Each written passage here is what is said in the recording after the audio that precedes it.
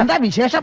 അപ്പ അറിഞ്ഞില്ലേ? ഒരിടത്തൊരിടത്ത് ഒരു ദൈവം ജീവിച്ചിരുന്നു. ഉമ്മൻചാണ്ടി എന്ന് പറഞ്ഞ മനുഷ്യൻ കാലത്ത് 7 മണി മുതൽക്ക് പിറ്റേ ദിവസം പുലർച്ചെ 9 മണി വരെ ഉറങ്ങാതെ വെളുത്ത് ചുമന്ന് കോലമുടി കൊച്ചിങ്കളെ പോലുള്ള മുഖവും നീണ്ടും മെലിഞ്ഞൊരു സുന്ദരൻ ജനങ്ങളുടെ പരാതികൾ കേൾക്കുകയോ അതിന് അദ്ദേഹത്തെ കൊണ്ട് കഴിയാവുന്ന രീതിയിലുള്ള പരിഹാരം ഉണ്ടാക്കി ഒക്കെയാണ് ചെയ്തു. എല്ലാവർക്കും എല്ലാവരോടും സ്നേഹം മാത്രം ഉണ്ടായിരുന്ന ഒരു ദൈവം. ഇവിടെ ഇപ്പൊ എന്താ സംഭവിക്കുന്നത്? 20 മുഖ്യമന്ത്രിയും 19 ആ മന്ത്രിമാരും മാലാഖമാരായി അത്രയും കാലം വേഷമിട്ട കള്ളന്മാരുടെ കയ്യിലായി ഭരണം. ഇങ്ങനെ ഒരു വലിയ സംഘം ഒരു ഉല്ലാസയാത്രയായിട്ട് പണ്ട് സ്കൂളിൽ നിന്ന് കുട്ടികളെ എക്സ്കർഷൻ കൊണ്ടുപോകുന്നത്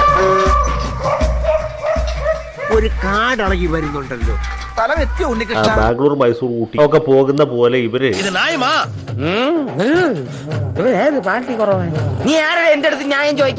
നാട് ഊട്ടക്ക് സഞ്ചരിച്ച് 140 മണ്ഡലത്തിൽ ചെന്ന് ജനങ്ങളുടെ പ്രശ്നങ്ങൾ എന്തൊക്കെയാണെന്ന് ചോദിച്ച് മനസ്സിലാക്കി അതിന് പരിഹാരം ഉണ്ടാകും. നിന്റെ തലയ്ക്ക് വല്ല അസുഖമുണ്ടോ? ഇല്ല. പിന്നെ എന്താ അതിന്റെ അർത്ഥം? അപ്പൊ ഉമ്മൻചാണ്ടിയെ ആക്ഷേപിച്ചത് നമ്മൾ ഓരോരുത്തരും, അദ്ദേഹത്തെ വിമർശിച്ചവരെല്ലാവരും ചൂടായത് മോശമായി പോയി. അത് മോശമായി പോയി. പരലോകത്തിരിക്കുന്ന ഉമ്മൻചാണ്ടിയോട് ഇന്ന് മാപ്പ് ചോദിക്കേണ്ട ദിവസമാണ്. ഞാൻ അതിനാണ് ഈ അവസരം വിനിയോഗിക്കുന്നത്. സത്യത്തിൽ നമ്മൾ പറഞ്ഞതും കുറച്ച് കൂടി പോയി. ഇനി ഇത് തീർക്കാനാ പാട്. അദ്ദേഹം എത്ര മഹാനായിരുന്നു, അല്ലെങ്കിൽ അത്ര അദ്ദേഹത്തിന്റെ ഈ വയസ്സിനെ മനസ്സുകൊണ്ട് ചതിക്കാത്ത ഒരാളെ ഇന്ന് ലോകത്തിലുള്ളൂ. ജനങ്ങളോടുള്ള പ്രതിബദ്ധത എത്ര വലുതായിരുന്നു നമ്മൾ മനസ്സിലാക്കണം. ഇപ്പോഴാണ് മനസ്സിൽ തീയും വെച്ചിരിക്കുമ്പോഴാണ് ഓരോരുത്തര് ഉരുളിയും തലയെ വെച്ച് എഴുന്നള്ളത്ത് നടത്തുന്നത്. കേരള ഇന്ത്യയുടെ ചരിത്രത്തിൽ ഒരു മുഖ്യമന്ത്രി ഇതുപോലെ ചെയ്തിട്ടില്ല. അതുകൊണ്ട് ബാലം പറഞ്ഞ് ശരിയാണ്, ഇത് മ്യൂസിയത്തിൽ വെക്കേണ്ട വണ്ടിയാണ്. എങ്ങനെ വിളങ്ങക്കുമാരൊന്നും ഉണ്ടായിപ്പോയി എന്നാണ് ഞാൻ നോക്കണേ. ഇന്ത്യയിലെ ഇപ്പോൾ 28 സംസ്ഥാനങ്ങളിൽ ഒരു സംസ്ഥാനത്തും ഇന്ത്യക്ക് സ്വാതന്ത്ര്യം കിട്ടിയ ശേഷം, അല്ലെങ്കിൽ ഇന്ത്യ റിപ്പബ്ലിക് ആയതിനു ശേഷം ഒരു മന്ത്രിസഭ ഇതുപോലെ ജനങ്ങളുടെ പ്രശ്നങ്ങൾ കണ്ടറിഞ്ഞ് മനസ്സിലാക്കാനും ജനങ്ങളുടെ പരാതികൾക്ക് പരിഹാരം ഉണ്ടാക്കാനും വേണ്ടി. കഷ്ടം, ഇങ്ങനെ ഒരു പാതാളക്കരണ്ടി ആണല്ലോ ദൈവമേ നീ എനിക്ക് വേണ്ടി കണ്ടുവച്ചു. നീ ഇങ്ങനെ നിരാശയല്ലടാ. നിന്നെ പോലത്തെ ഒരു മരമണ്ടന്റെ കൂടെ ഇങ്ങനെ ഒരു മണ്ടത്തരത്തിന് ഇറങ്ങി തിരിച്ചല്ലോ ഓർത്ത് ചെയ്തു പോയത്. എല്ലാ മന്ത്രിമാരും കൂടി ഒരു വിനോദയാത്രയ്ക്ക് പോകുന്നു. ചീഫ് സെക്രട്ടറിയും കൂടെ ഭരണം ബസ്സിലിരുന്നാണ്. നാട്ടുകാരുടെ ഭാഗ്യദോഷം, അല്ലാതെ എന്ത് പറയാനാ? അല്ലേ സാറേ? അപ്പൊ ഇവർക്ക് ആർക്കും ലഭിക്കാത്തൊരു അസുലഭമായ ഭാഗ്യമാണ് നമ്മുടെ ഇപ്പോഴത്തെ മന്ത്രിമാർക്ക് ലഭിക്കുന്നത്.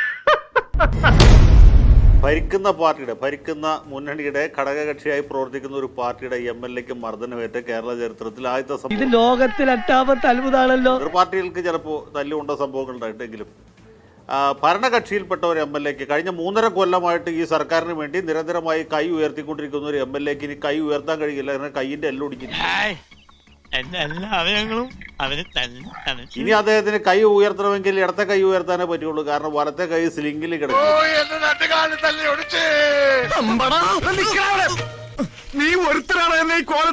ഇവിടെ വേണു പറഞ്ഞല്ലോ, ഒരു കോളേജിൽ AISFന് സ്വതന്ത്രമായി പ്രവർത്തിക്കാൻ കഴിയുന്നില്ല. സത്യം പറയട്ടെ, ഈ അരുൺ എൻ്റെ അടുത്തിരിക്കുന്നുണ്ട്. അരുൺ പറയുന്നത് ഞാൻ വിചാരിക്കുന്നു, എത്ര കോളേജിൽ AISFന് സ്വതന്ത്രമായി പ്രവർത്തിക്കാൻ കഴിയുന്നു?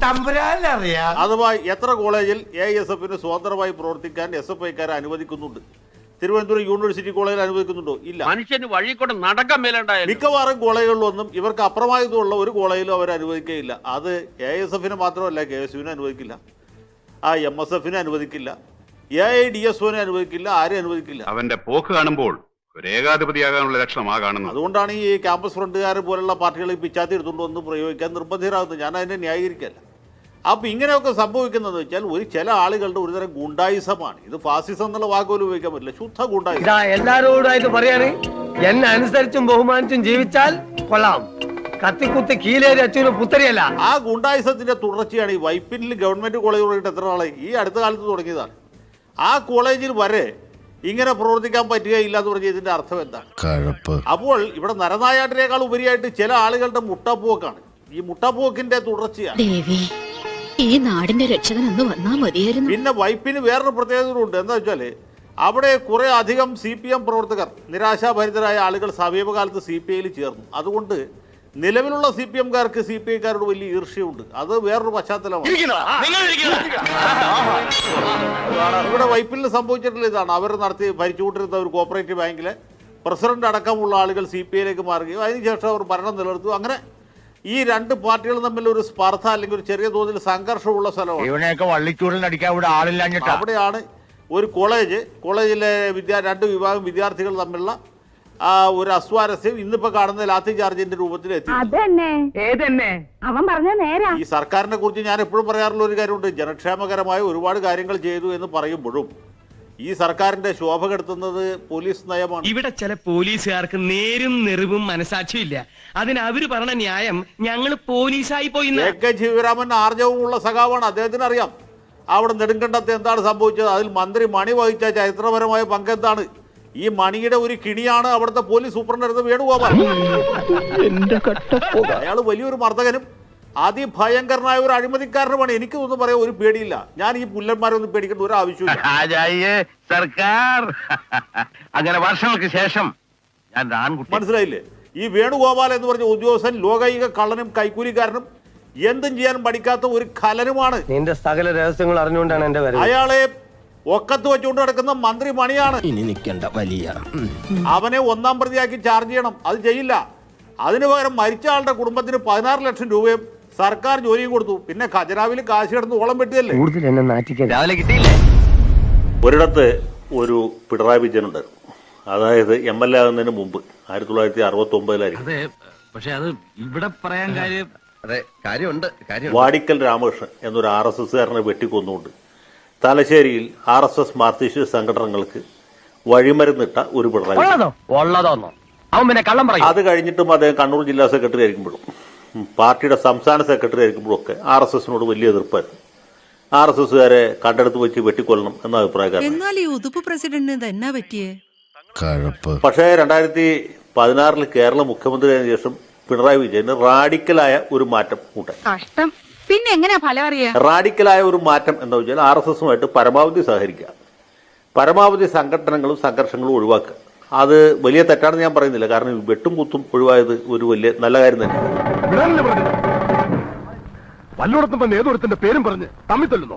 വി മുരളീധരൻ BJPയുടെ സംസ്ഥാന പ്രസിഡന്റായിട്ടപ്പോൾ അദ്ദേഹവും പറഞ്ഞു BJPയുടെ മുഖ്യ ശത്രു കേരളത്തിലും കോൺഗ്രസ്സാണ്, കേന്ദ്രത്തിലും കോൺഗ്രസ്സാണ്. CPM-ഉമായിട്ടല്ല നമുക്ക് ആശയപരമായ അല്ലെങ്കിൽ രാഷ്ട്രീയമായ വിയോജിപ്പുള്ളത് കോൺഗ്രസുമായിട്ടാണ്. രണ്ടാമത്തത് പിണറായി വിജയൻ അനവധി പ്രശ്നങ്ങളിൽപ്പെട്ടുള്ള ആളാണ്. അപ്പൊ അതിനുശേഷം അദ്ദേഹം ഇവരുമായിട്ട് പരമാവധി സഹകരിച്ചാണ് പോകുന്നത്. പിന്നെ പറയുമ്പോൾ പലതും പറയും. ഊരിപ്പിടിച്ച വാളുകൾക്കിടയിൽ കൂടി നടന്നാണ്, അങ്ങനെ ചെയ്തിട്ടുണ്ട്, ഇന്ദ്രനെയും ചന്ദ്രനെയും പേടിക്കില്ല എന്നൊക്കെ പറയുന്നത് രാഷ്ട്രീയക്കാരല്ലേ. അവർ നിലനിൽപ്പിന് വേണ്ടി പറയുന്നു. ഇനി ഇതിൽ യഥാർത്ഥ വിഷയം നമ്മൾ ഇതല്ല ചർച്ച ചെയ്ത് ഹൊസബുളയെ കണ്ടതിരാന്നുള്ളതല്ല. ഹൊസബുളയെ കണ്ടത് തീർച്ചയായിട്ടും മുഖ്യമന്ത്രിയുടെ ദൂതുമായിട്ട് പോയി കണ്ടതാണ്. അല്ലാതെ അജിത് കുമാറിന്റെ ക്ലാസ്മേറ്റ് ഒന്നും അല്ലല്ലോ ദത്താത്രേയ ഹൊസബുള. അപ്പോൾ മുഖ്യമന്ത്രിയുടെ ദൂതനായിട്ട് പോയതാണ് എന്നുള്ള യാതൊരു സംശയമില്ല. മാത്രമല്ല മുഖ്യമന്ത്രിയുടെ ദൂതൻ പോലും മുഖ്യമന്ത്രിയുടെ ദാസനാണ് ഈ അജിത് കുമാർ. എന്റെ കാര്യം വലിയ കഷ്ടമാണ്. ഞാനിപ്പോ വഴിയാധാരമായി. ഏതാനും വർഷങ്ങൾക്ക് മുമ്പ് തൃശ്ശൂർ പൂരം നടക്കുമ്പോൾ ഞാൻ കണ്ടാണ് ഈ കാരണഭൂതൻ പൂരം കാണാൻ വന്നിട്ടുണ്ട്. ഇയാൾ ഈ ശ്രീരാമന്റെ മുമ്പിൽ ഹനുമാൻ ഇരിക്കുന്ന പോലെ ഇരിക്കുകയല്ല നിൽക്കുകയല്ല, അങ്ങനത്തെ ഒരു പോസ്റ്റർ ഇതിനു മുമ്പ് ഒരിക്കലും കണ്ടല്ലോ. ഒരു പോലീസ് ഉദ്യോഗസ്ഥൻ മുഖ്യമന്ത്രി കസേരയിൽ വലിയ ഗൗരവത്തിലിരിക്കും, കുടമാറ്റം കാണുന്നു. ഇദ്ദേഹം ഈ ശ്രീരാമന്റെ മുമ്പിൽ ഹനുമാൻ നിൽക്കുന്ന പോലെ നിൽക്കുകയല്ല ഇരിക്കുകയല്ലാത്തൊരു രീതിയിൽ മുന്നോട്ട് പോകും.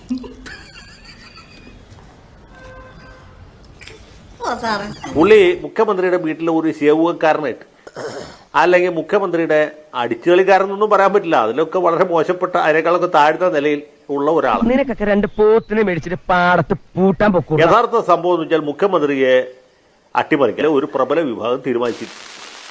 എന്നെ സംശയിക്കരുത്. അത് വളരെ പ്രകടമായിട്ട് VS അച്യുതാനന്ദൻ പിണറായി വിജയൻ എന്ന് പറഞ്ഞ പോലത്തെ ഒരു ഗ്രൂപ്പായിട്ട് വികസിച്ചിട്ടുണ്ട്. എല്ലാം ഇയാൾക്കറിയാം. ശരിയല്ലടോ? അതെ എന്താ പറഞ്ഞത് ശരിയല്ലേ? ഒരു 6 ഇഞ്ച് നീങ്ങി ഒരു ചുവന്ന സ്വിച്ച് കാണുന്നുണ്ടോ?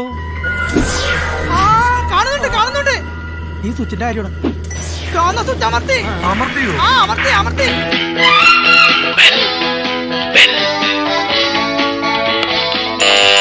Thank you.